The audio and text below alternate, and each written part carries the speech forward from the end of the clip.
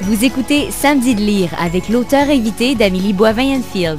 On est maintenant rendu au moment de l'émission. Mon auteur invité de cette semaine, Pascal Willémy, nous présente son livre coup de cœur. Et Pascal, ton roman, c'est La grande vie de Christian Bobin. Oui, puis moi, ça a été une surprise, je le connaissais d'avant, là, mais une révélation parce que j'aime, et je sais que tu vas parler entre autres, c'est quoi, nous étions l'Amérique ou j'étais l'Amérique? Oui, j'étais l'Amérique. Oui, bon, Saint-Pépin. Ben écoute, puis ce sont des nouvelles, et moi j'aime pas tellement ça. Moi j'aime ça entrer normalement dans un livre et être porté jusqu'à la fin. Et j'imagine que j'étais l'Amérique, c'est la même chose, ça a été un coup de cœur pour toi. Mais le livre de Christian Bobin, ce sont des lettres notamment qu'il écrit à toutes sortes de gens. Et moi, je me disais, est-ce que j'embarque ou pas? Et au contraire, moi, je trouve qu'avec lui, avec la poésie, la beauté, mon Dieu, des mots qu'il a, eh bien, on peut lire, moi c'est sur ma table de chevet et je ne l'ai pas lu d'un trait, j'en ai lu, je vais être honnête, je ne l'ai pas tout lu parce que je goûte chacun de ses thèmes, chacune de ses lettres. Écoute, il écrit à un oiseau, il écrit au lecteur, il écrit aussi, puis c'est ce que j'ai aimé parce que j'ai connu avec lui, entre autres, une poétesse, là, Marceline Desbordes-Valmore, donc qui est née à la fin des années 1700, et j'ai été lire les poèmes de cette femme-là. C'est super beau, c'est très romantique, mais c'est super beau. Et il nous montre aussi... moi, j'ai vécu avec ça. Dans mon premier roman, d'ailleurs, je remercie mes parents. Je leur dédie le livre parce qu'ils m'ont donné l'amour des mots, l'amour des livres. Et avec eux, on s'ennuie jamais. C'est vrai qu'avec des livres, on s'ennuie jamais. Et Christian Bobin, dans ce livre-là, rend hommage beaucoup à l'écriture, au plaisir de la lecture. Et... je vais te dire, je suis un peu jalouse de son talent parce que je trouve qu'il est vraiment un poète du quotidien et il n'a pas peur, contrairement au cynisme ambiant.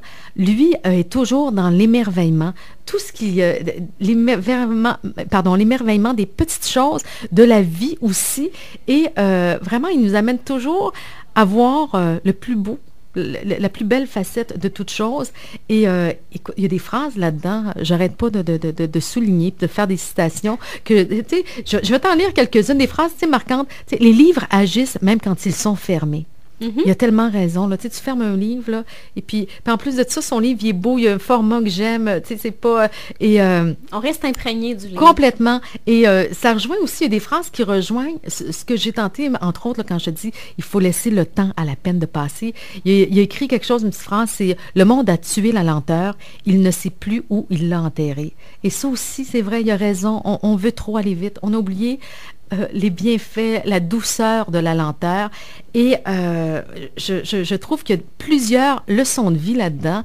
Et je ne sais pas, tu me parlais d'un autre livre que tu as lu, toi, qui est un petit peu plus moralisateur, ou je ne sais pas, là, c'est quoi, sur Saint-François d'Assise? Oui, le Trémas. Oui? OK, bon, ben écoute, j'ai pas lu ça. Et moi, je trouve que ça, c'est à la limite de ce que je peux, comment dire, donc, recevoir comme leçon de vie. Je veux rien de moralisateur, je veux rien de trop... oui, c'est bon, des livres qui nous amènent un peu plus loin, qui nous font réfléchir, mais je veux pas de leçons d'enseignement. Et je trouve qu'il sait s'arrêter vraiment au bon moment. Et pour moi, écoute, c'est un magicien des mots. J'aimerais ça, je te racontais que je vais aller dans le bois, là. J'aimerais ça être capable de donner ou de transmettre les impressions comme lui arrive à les transmettre. C'est vraiment, tu sais, je te dis, il y a des phrases, là, puis c'est rare parce que je suis pas envieuse du tout dans la vie, puis je pense que c'est ce qui nous sauve, là, mais c'est quelque chose que tu savoures vraiment. Il y a des mots, il y a des expressions que tu savoures. Et il y a quelque chose, je disais un critique, je pense que c'est dans le Figaro, qui disait que ce livre-là nous donne l'impression que Christian Bobin nous murmure à l'oreille quelque chose. Et tu as l'impression d'être avec lui. Tu as l'impression d'être avec une grande personne, un sage, qui te tient par la main et qui dit « Regarde le merle ou regarde le pic vert, ce qu'il fait. » Ou « Regarde, quand tu lis dans le métro, là, voilà où tu peux être amené juste par la beauté de la lecture. Et il y a vraiment des images aussi qui sont fortes. À un moment donné, il dit, là, je ne l'ai pas textuellement, mais il dit, on n'écrit plus, il n'y a plus de correspondance. Il regrette le fait qu'on n'écrive plus assez. Il dit, c'est comme s'il n'y avait plus de murs pour recevoir les ballons des enfants. Ou c'est quelque chose du genre, puis tu dis, que c'est bien pensé, que c'est bien dit. Et je sens que c'est quelqu'un, en tout cas, c'est quelqu'un qui est très inspirant et très inspiré. Et ça fait du bien. c'est une lecture qui fait du bien et je voudrais que mon prochain livre fasse du bien comme il m'a fait du bien lui. Est-ce que c'était ton premier ouvrage de Christian Bobin que tu lisais? Non, j'en ai lu. Écoute, tu sais, ici et là, parsemé, là, j'ai pas, puis je saurais même pas te dire les titres, là. Non, c'est comme ça, puis c'est comme ça dans chacun de ses livres. Mais on dirait que ces temps-ci, parce que je m'attarde plus à l'écriture, et parce que j'ai pas lu beaucoup récemment, j'ai refusé de lire. Ça fait 1 an et demi, là, j'ai lu, bon, parce que je fais une chronique littéraire, là, quelques livres, mais sinon, j'ai été pendant une période sans lire, justement parce que je voulais pas envier les autres auteurs, ou encore, comme c'est mes premiers romans, comme, en plus de ça, je suis vraiment une autodidacte. Tu sais, j'ai aucune étude, j'ai rien, là. Je voulais pas être complexée face à ces gens-là, puis me dire, qu'est-ce que je suis en train d'écrire, ça vaut pas la peine, c'est pas assez bon.